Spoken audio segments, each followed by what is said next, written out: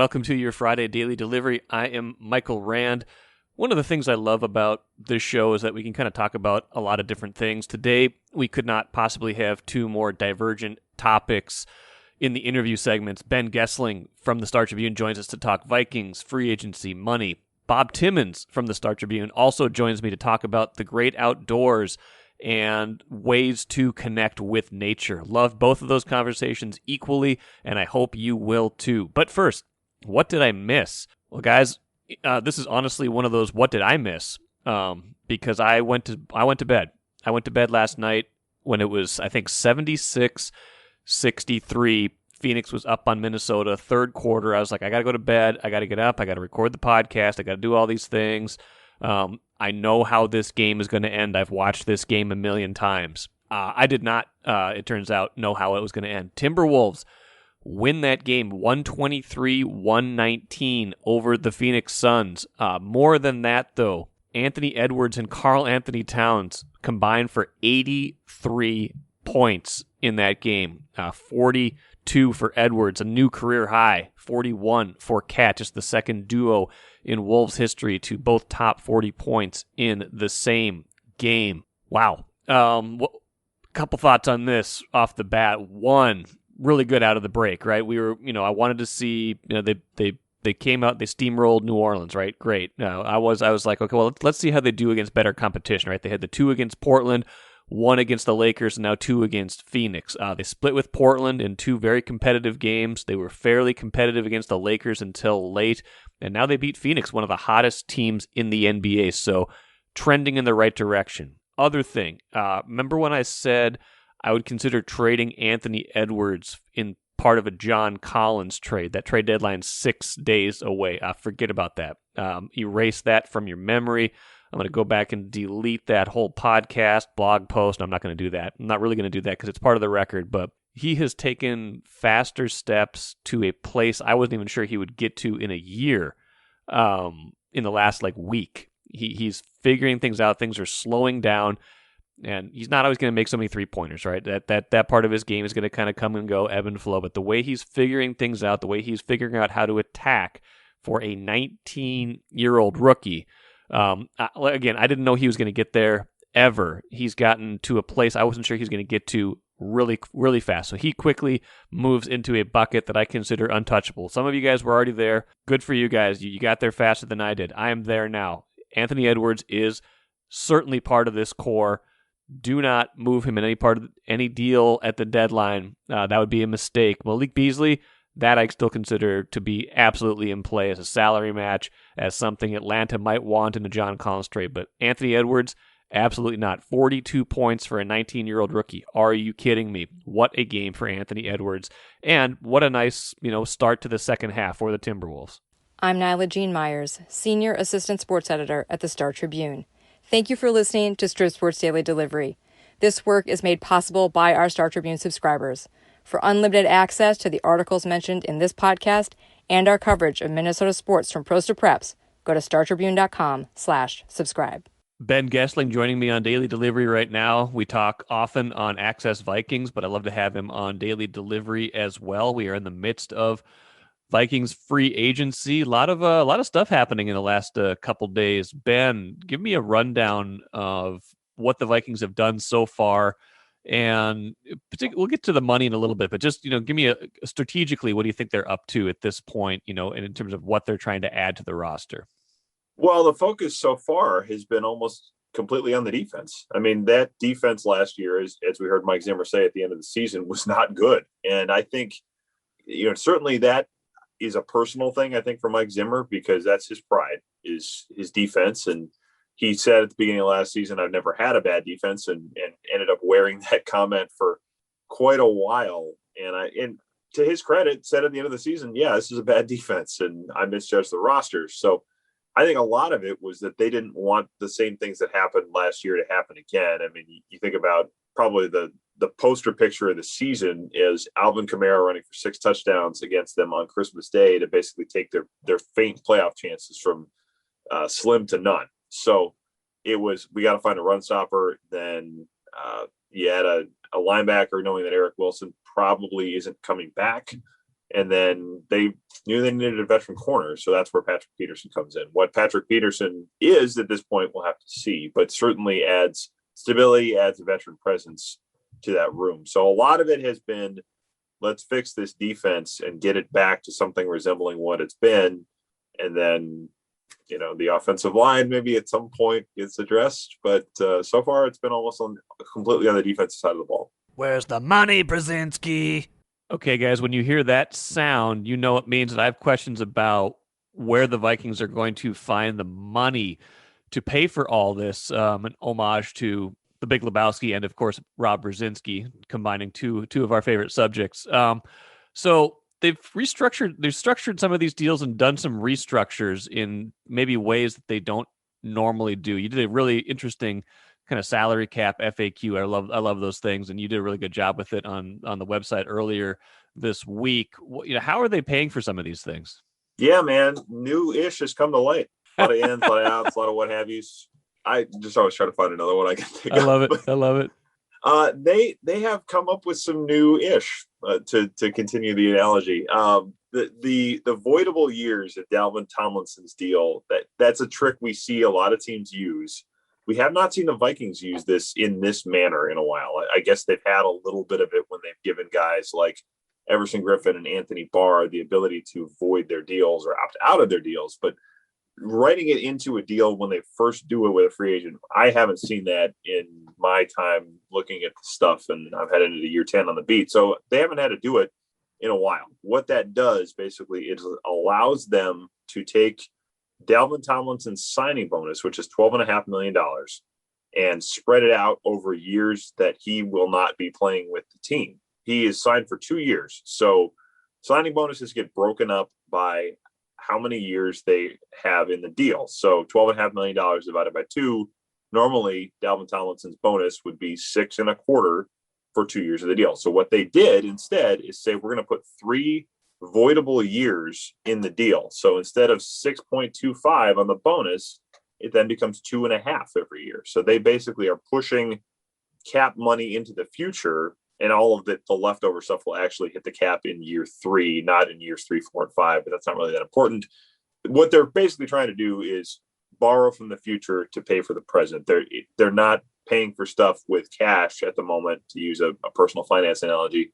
It's, hey, let's take out an installment loan and we'll pay it off over time. So not the way they've typically done things, but the way that they like to do things in a perfect world is changed when you have an expensive quarterback, which they do, and you have a defense where they've liked to have their own guys and keep those guys as they get into second contracts. They're trying to pay for a lot of different things. So it's been things like that. It's been the signing bonus conversion for Adam Thielen, which we've seen them do a little bit of in the past, but they're starting to add a few more of these mechanisms that I think in a perfect world, they would not philosophically support. I think they looked at a lot of this stuff that other teams had to do and said, man, it's just because these teams are in cap trouble all the time. But some of this is just the life cycle you're in when you're trying to win. When you have an expensive quarterback, you have a veteran roster, you're trying to keep it all together. That stuff costs money, especially in a year like this where the cap is down. You have to resort to some of these things. Is that 7.5 all going to land on 2023, or is that 2.5 each in 2023, 2024, and 2025? Do we know that? Yeah. So I actually had to look this up this week. My understanding is it will all hit in 2023, because typically when you release a player, all of the leftover bonus money hits that year, unless you do what they did with Kyle Rudolph and say it's a June 1st cut, which then allows you to spread it over 2 years. But then the catch to that is that you don't get the cap space until June. So with Rudolph, they won't get the money until June. It's tied up until June 2nd, essentially, and that'll help them in the long run, but they could certainly use it now too. So it's a lot of these choices you have to make over the course of planning your roster. It's almost like they knew there was going to be $10 billion in TV money every year in the future. Yeah, you think so, huh? I don't know. Kind of, it's coincidence about how all the timing of that come out. Yeah, it is. Well, and you've seen it the way some of these deals have been structured. What everybody has kind of been doing is saying, we will guarantee your money this year. It won't be a lot, but then the bigger payments will come later. And I don't know if those TV deals, which were announced yesterday and are enormous, I mean, it's further proof that the only thing that people will still count as appointment viewing in the entire United States is NFL football. And people paid accordingly for it. And I don't think they'll regret what they bought, given the returns that you get. And it's just the way the game gets played. But it does mean that the cap is going to go up a lot. I don't know that all of that will hit this next year. That's been projected by some. I've also seen guys like Andrew Brandt, who a longtime cap manager in the league and is very, very smart on this stuff, say that he doesn't expect that to happen because they had to borrow from the future to keep the cap from crashing this year. If they had written off all of the losses that would have come as a result of no fans in the stands, the cap probably would have been something like $160 million a team. And you would have seen even more cuts. It just wouldn't have been a good idea for anybody because everybody would have had to blow up so much of their roster that you would have had teams in turmoil. The product would have suffered. So they said, this comes at a time that these deals are going to get done. Let's just borrow a little bit of money and then we'll pay it off a little bit over time.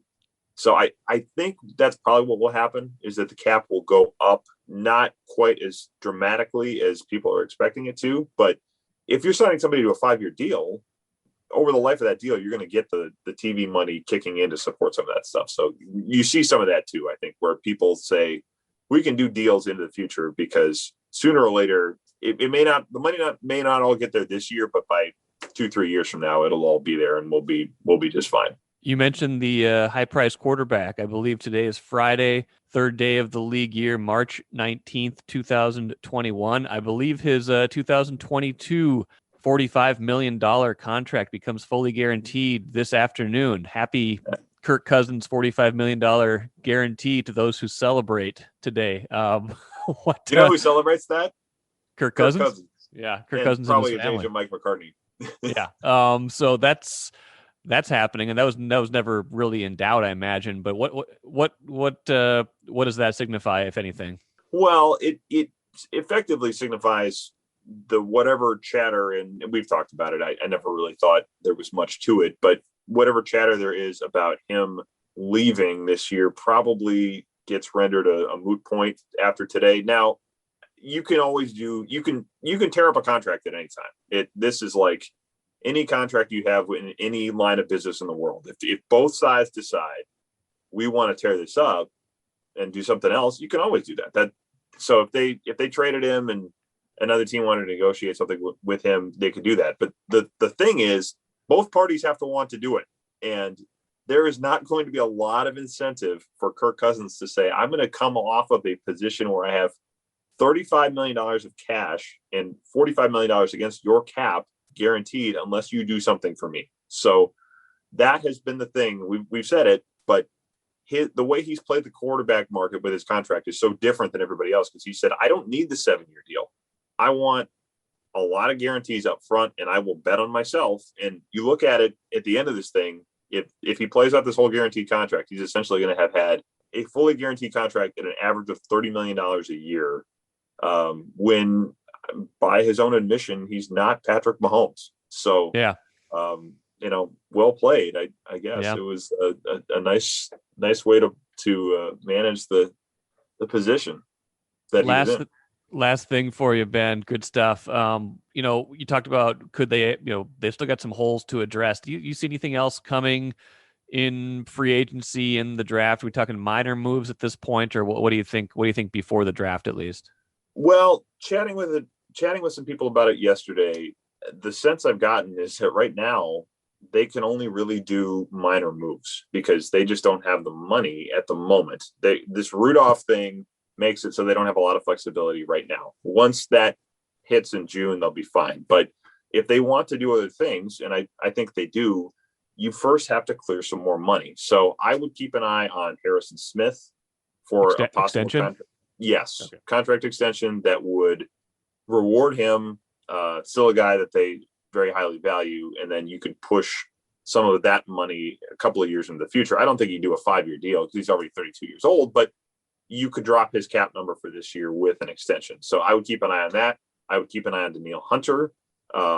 There's obviously quite a bit of a higher temperature around that situation. And they would have to figure out exactly what they want to do in terms of because I've heard he wants to be paid like Joey Bosa, which is $27 million a year. Do you want to go to that point when he's coming off a neck injury? I don't know if they will decide that. I mean, he's certainly worth it when he's healthy, but they'll have to decide that. But the point being for this conversation, if you decide to do that, I was playing with the numbers the other day, there are ways to do that and still lower his cap number for this year, believe it or not. The wizardry of Rob Brzezinski and a front office that will pay the cash to make these things happen, which is a very big part of it, is how this all works. So I would keep an eye on those two things, maybe with a slight eye on Mike Hughes. I think he's expecting to be back in Minnesota, but they'd get $1 million or so if they cut him. So that would be one to keep an eye on it a little bit as well. But the extensions now, I think, are going to be their best way to clear money if they want to do anything else in free agency that is of any significance. Good stuff, Ben. I'm sure we'll talk soon. For Access Vikings, enjoyed you on Daily Delivery today, and we'll see what else unfolds in the next few days. Yeah, there's never a dull moment, especially when they're in this stage of things. There's lots of maneuvers to keep an eye on. Absolutely. Thanks, Ben. Yep, thanks, Mike. Enjoyed talking with Ben, as I always do. Kind of wonder if they're going to address the offensive line at some point, don't you? Kirk Cousins, like we said, his fully guaranteed 2022 contract, $45 million, makes it difficult, but it also makes you incentivized to maybe protect your investment. Still need another tackle, maybe another guard. Hey, maybe a backup center, or something along those lines. They could use a lot of help along the offensive line. Maybe those moves get made later in free agency, after the Kyle Rudolph money gets available, but a lot to do still there, and we'll see how that all plays out, because offensive line remains a big, big question. Happy to be joined right now on Daily Delivery by Bob Timmons, works on the outdoor section, Star Tribune. They have a special section on Friday's paper. Bob and I go way back. He was a page designer when I first started doing the page 2 in the 15 years ago, the inside cover of the sports section. So I've worked with Bob and really enjoy the transition he's made to the work he does in the outdoor section. Really cool section Friday, just really getting into some interesting aspects of the outdoors. So Bob, welcome to Daily Delivery. Yeah, thanks, Mike. Great to be with you as always.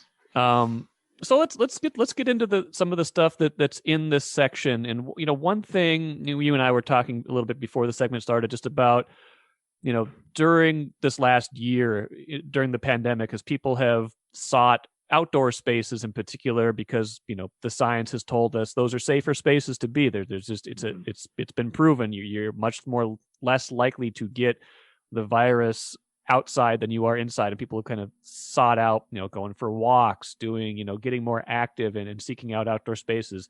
What's the next step to that, as you consider getting really deep into whether it's the woods, wherever you're going, deep into nature, and not just going outside for an hour or two, but really getting yourself immersed into that? What are the benefits? What are some of the things that we're seeing when people kind of take that next step?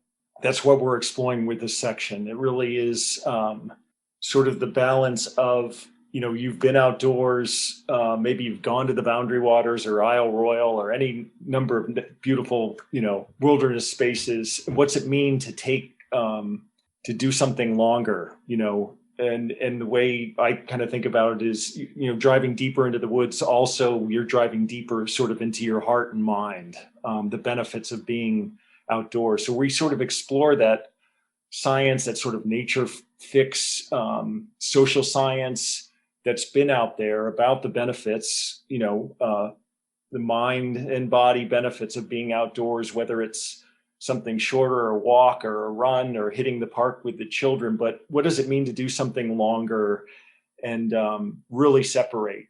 And we also offer ideas about that too, in terms of we use a trip into the Boundary Waters with some utility suggestions on what you might do. But there's a lot of real evidence that these longer trips, longer endeavors in the outdoors really, after a few days, 4 or 5 days, there's sort of a sweet spot where a lot of that executive thinking and, what's going on back home and, things things of the thinking world sort of shut down, and you really get into sort of an intuitive flow, to equate it to like sports or handball, like we always talk about with Ant being in the flow, or, whomever. There's a flow state outdoors, and that's what we're getting into with this section. And we've also got, we talk to readers who experience some of that too, and reflect on that sort of peace that you can really get on a next level. That's cool. And I'm sure that's something people can, not just getting outside right now, but finding that kind of calm or peace, probably particularly important right now as people kind of grapple with some of, just the mental fatigue that has probably gone into this last year, and kind of processing all of that, I would imagine. Yeah. I thought, I hope we're spinning it a little more forward in terms of reflect on what you've done, what you've been doing. And these day-to-day things have a lot of value. The simplicity of, if you and I leave this podcast and walk outdoors and just get some air and slow down, there's huge value in that. But there's even a deeper value in making time, longer trips outdoors. I mean, we talked to some outfitters who said years ago, many people would go up to the Boundaries, for instance, and it was a 7-day trip, 8-day trip, and those were really commonplace. And what they're finding now, and this makes sense in our modern world where we always feel like, what's next on the list? They're finding they're getting a lot more requests for 3-day trips, or even 1 day. Hey, can I come up and just paddle for a day and come out? That speaks to our culture, I think. How can I do something immediate and get on to the next thing? And so our section's really more about slowing down and sort of that modest simplicity, I guess, and what that can do for you. As more people kind of explore that too, I imagine there's a push-pull in a couple ways. I imagine, people have to learn what it means to kind of respect the outdoors for what they are. What do we find as more people are outside, and how does that dynamic get explored in this section? Yeah. We raise that topic, beyond just the, the fun personal sense of being out there for extended periods, but how do you create? I mean, we certainly write stories all the time about conservation and protecting these Minnesota natural resources, whether it's, the lakes, the forests, on and on and on. Well, the way you build that appreciation for anything is to spend time, real time, intentional time. If we want people to recognize the importance of natural resources, the wilderness in our society, and not treat it as sort of like a playground all the time. But how do I really protect this and preserve this? You got to spend the time out there. So we do explore that, just how it's important. As important it is for mind and body, it's also important from an awareness standpoint, like an environmental awareness standpoint. One thing that strikes me, and again, we were talking about this a little bit before we jumped on the podcast, is even as more and more people, in the last year have found benefit in the outdoors and seeking out these outdoor spaces, we are, particularly in the younger generations, and I'm even guilty of this, even though I get outside a lot, we're on screens all the time. We're indoors a lot because that's a lot of where things are happening right now, and that was even pre-pandemic. How do we kind of reconcile those kind of long-term trends of fewer people being active in that way, and how do we encourage them to maintain this and to keep seeking out these outdoor spaces even as indoor spaces take over our lives again? There's a lot of people in conservation, a lot of people at the DNR who are having those same sorts of discussions. This is why you've got to have Wi-Fi, at certain state parks. You've got to beef up, you've got to produce camper cabins. You've got to set up the framework. I think people, I'm generalizing here, but they're realizing we've got to come up with a new method, a new form to sort of meet people where they are. And that means, accommodating social media. The DNR does many of their campaigns in terms of hiking lists and trail clubs and things are driven through social media. They know that's where people are. And hey, you can use your phone out on the trail and geocache and get badges for hitting, Mille Lacs or hitting certain places. So that's sort of to your point of, I think there's agencies, there's people grappling with that they need to I don't know if it's compromising. I guess it is compromising in a way, but coming up with new ways, even in terms of licensing. I think of there's been a lot of discussion among people about why don't we have a sort of one-stop shop where I could get to a lake and there's a kiosk there where I can get a fishing license just to hit Calhoun or a place on the Mississippi River. Why do I need to go through, the process of getting an annual pass? I mean, those sorts of things too, so sort of accommodating the culture, I guess. Yeah. And those, I think those sorts of discussions about retention and meeting communities as we trend younger as a state and more people of color who don't inherently see themselves outdoors for cultural reasons. They don't feel it's safe. Historically, it's been a place of fear and so forth. So there's a lot going on there, as we change as a state demographically.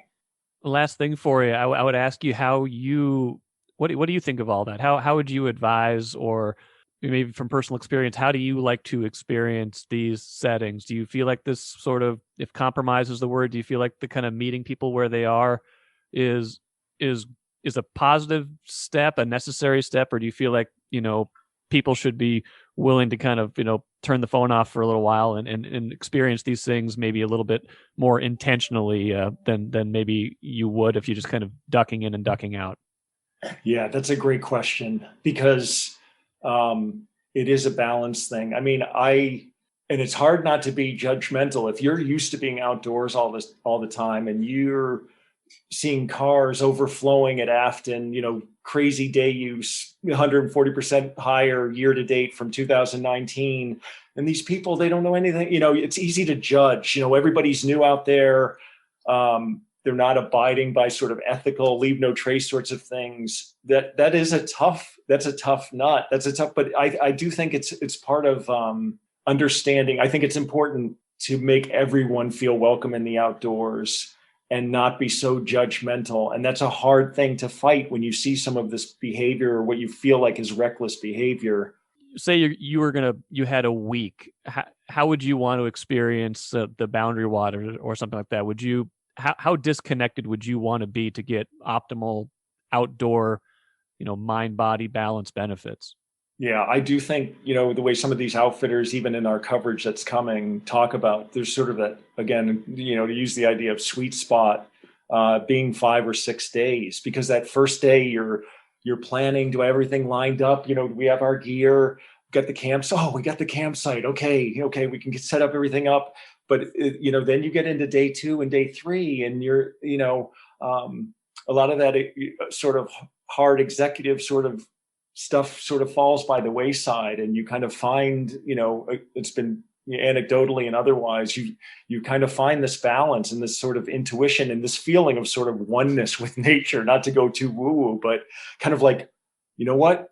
Maybe this is the real world and not the world back there with my phone and obligations and Zoom meetings. And, you're really, that stuff will all be there when you get back. Right. So really allow yourself to disconnect, things of consequence will return, but it's important too. I think a lot of people who do these longer trips come out with a new appreciation of the outdoors, like we've talked about, a new appreciation of themselves, what they're capable of, their skills. They've built something, and just, I think people can really get caught up in, well, I don't have the knowledge or the gear. Well, there's a ton of resources. There's things we write about. There's websites, Facebook groups, on and on. People are more than willing to share a lot of that and they want to help people. They want to help new people get involved. So I would even give people a free pass to not listen to Daily Delivery for a few days if it meant they were disconnecting from the grind. Bob Timmons, great stuff. Find this section, Star Tribune, startribune.com. Everything's online, of course, these days too. But really enjoyed that, Bob. Appreciate it. Appreciate those perspectives, and we'll circle back with you and Dennis Anderson. You guys do such great work as you produce more of these bigger stories. Okay. Yep. Thanks, Ramball. Appreciate it. Let's end with the cooler.